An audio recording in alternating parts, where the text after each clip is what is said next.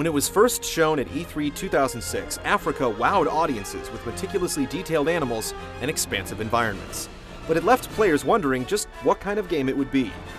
After a few hours with the Japanese version, we can confirm that you won't be fighting for survival or poaching big game. Instead, Africa simulates the career of a wildlife photographer, observing animals and waiting for the right moment to take the perfect shot.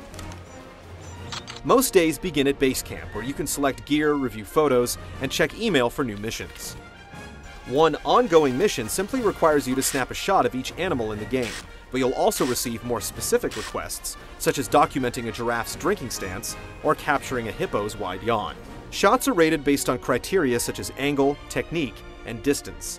Getting close to a target can be a challenge since most will either run away or chase you off. If you suffer a wildlife attack, you'll be sent back to base and lose any photos from that outing.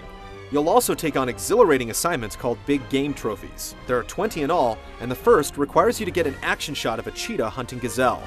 Racing alongside the cat in the back of a Suzuki Jimmy, you'll rapidly snap off a series of shots, and the game will identify the best one for submission.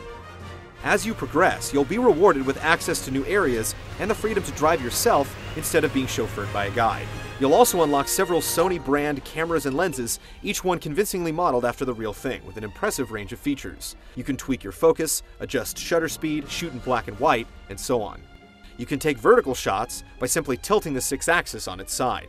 There's a lot to experiment with, and players who know cameras will be able to get the most out of the experience. There's also a variety of tools to purchase. Extra file storage lets you take more pictures per trip, tents let you camp overnight and avoid repeated drives to distant locations, and you can even purchase microphones and remote-controlled camera vehicles for use in later missions. Additionally, Africa includes dozens of unlockable high-res photos from the National Geographic Library, and the Africa Viewer as something of a bonus feature.